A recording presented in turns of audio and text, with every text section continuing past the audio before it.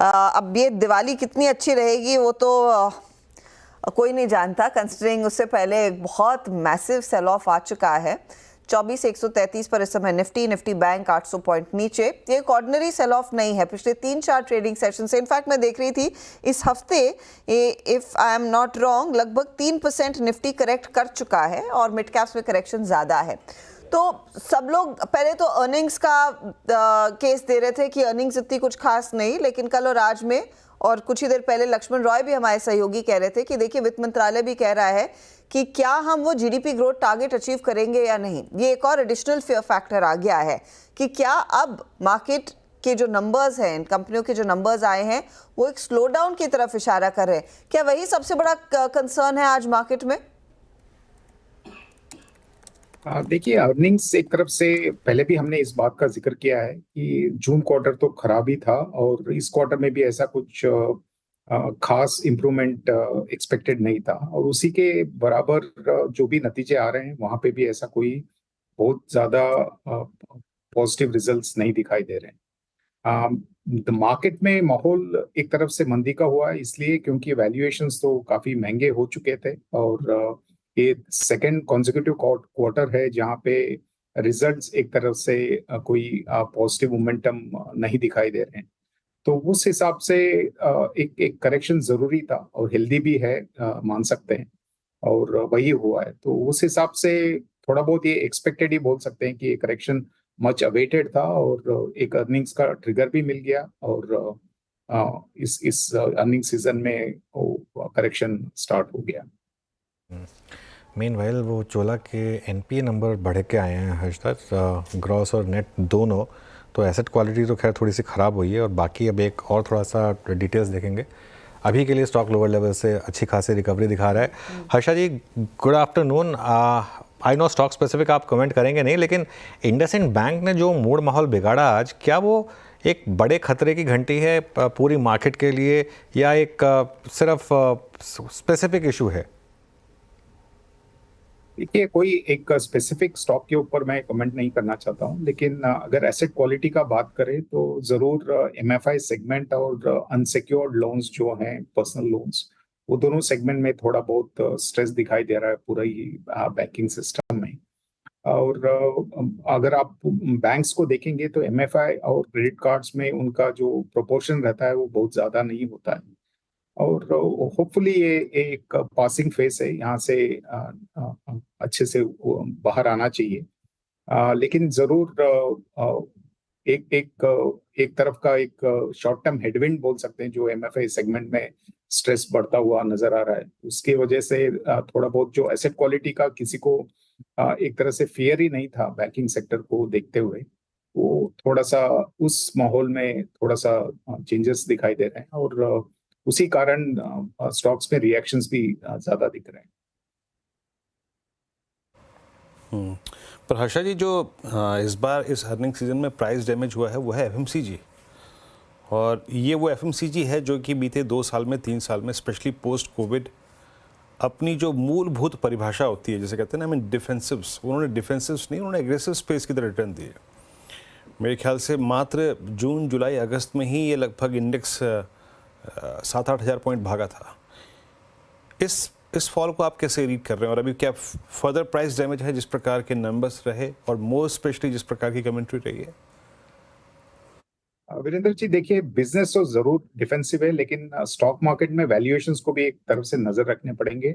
अगर वैल्यूएशंस को नजरअंदाज करते हैं तो जो डिफेंसिव बिजनेस है वो आपके पोर्टफोलियो में डिफेंसिव नहीं भी हो सकता है। वही इस नतीजों से और इस मार्केट रिएक्शन से पता चल रहा है, क्योंकि जो एक तरफ से माहौल बन गया था कि रूरल कंजम्पशन इंप्रूव होने वाला है और अर्बन कंजम्पशन में कोई रुकावट नहीं है, और उसके चलते हुए काफी कुछ इंक्रीमेंटल जो एक्सपोजर था और वो एफएमसीजी और कंजम्पशन सेक्टर्स में गया था और ये एक रिसेंट फिनोमेना था। उसके हिसाब से जो नतीजे आए हैं उसमें कोई ऐसा ग्रीन शूट्स नहीं दिखाई दे रहे हैं रूरल कंजम्पशन को लेते हुए, बल्कि अर्बन कंजम्पशन या डिस्क्रिशनरी कंजम्पशन जो ठीक ठाक चल रहा था वहां पे शायद 1-2 क्वेश्चन मार्क्स आ गए हैं। तो ये सब देखते हुए और जो शॉर्ट टर्म परफॉर्मेंस था, इतना स्ट्रॉन्ग रैली था इस सेगमेंट में, एक तरफ से प्रॉफिट बुकिंग हुआ है और मार्केट का नर्वसनेस भी एक एडिशनल फैक्टर है, जहाँ पे हमने देखा है कि जहाँ जहाँ पे भी स्टॉक्स में नतीजे खराब आए हैं या एक्सपेक्टेशन से नीचे आए हैं, वहाँ पे ज्यादा इम्पैक्ट दिखाई दिया है।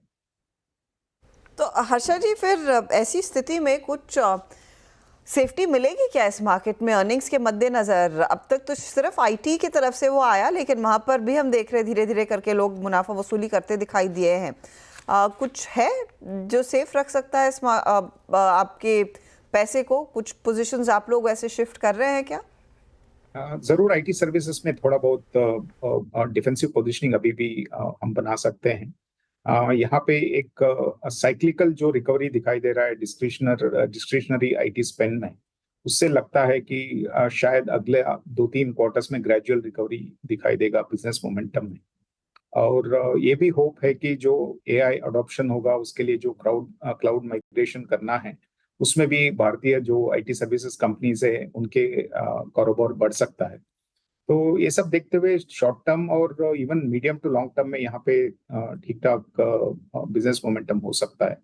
तो हमें लगता है कि यहाँ पे मार्केट में जितना वोलेटिलिटी होगा उतना नजर नहीं आएगा शायद।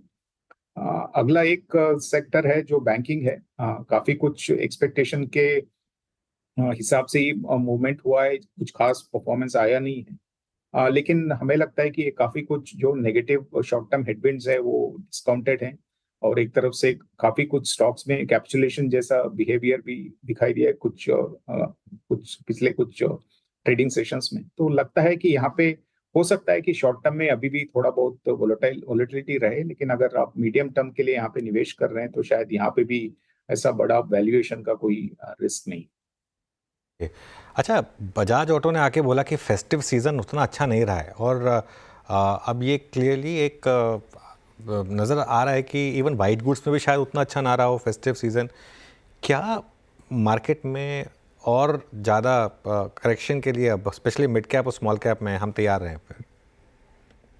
अनुज जी, देखिए, मिड एंड स्मॉल कैप में करेक्शंस के बावजूद अभी भी वैल्यूएशंस बहुत महंगे हैं। 30 से 40% इंडेक्स लेवल पे महंगा वैल्यूएशन बोल सकते हैं अगर आप हिस्टोरिकल एवरेज से कंपेयर करते हैं, और कुछ कुछ स्टॉक्स तो उससे भी ज्यादा महंगे हैं। और अगर उन्हीं सेगमेंट्स में अगर अर्निंग्स का कंफर्ट नहीं है, जहां पे भी नतीजे आ रहे हैं और वहां पे डिसअपॉइंटमेंट्स दिखाई दे रहे हैं, तो जरूर वहां पे और रिस्क हो सकता है। लेकिन लार्ज कैप सेगमेंट को देखेंगे तो मोटा मोटा वैल्यूएशन का जो रिस्क था वो हट गया है। तो यहाँ पे अगर आप निवेश करेंगे तो शायद ठीक ठाक ही एक्सपीरियंस होना चाहिए, अगर लमसम भी आप करते हैं, और जब आपका निवेश का होराइजन जो है वो 3 या 5 साल है। लेकिन मिड एंड स्मॉल कैप में वो बोलना अभी भी मुश्किल है। तो एक तरफ से अभी भी वो वैल्यूएशन रिस्क जो है वो वहां पे अभी भी है। हर्षा जी, ऐसे में मतलब जो इस वक्त के आंकड़े हैं, जिस प्रकार की कंज्यूमर डिमांड है, आप कोई कॉल लेंगे इस वक्त रियल एस्टेट पर, जहां पे CY24 और even I think from mid of 23 हमने स्टॉक्स में वर्टिकल राइज देखा था? रियल एस्टेट में अभी भी हमारे कुछ स्टॉक पोजीशंस हैं, लेकिन ऐसा तो नहीं है कि पूरे सेक्टर पे हमारा कुछ बड़ा सा ओवर एक्सपोजर है या ओवर वेट है।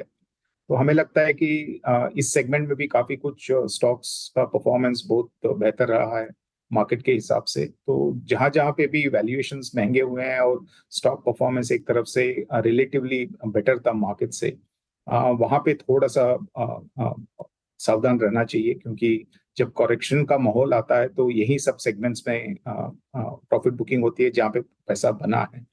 तो हमें लगता है कि जैसे पहले भी हमने बात किया, आईटी सर्विसेज और बैंकिंग के अलावा काफी सारे सेगमेंट्स में करेक्शंस कंटिन्यू हो सकते हैं।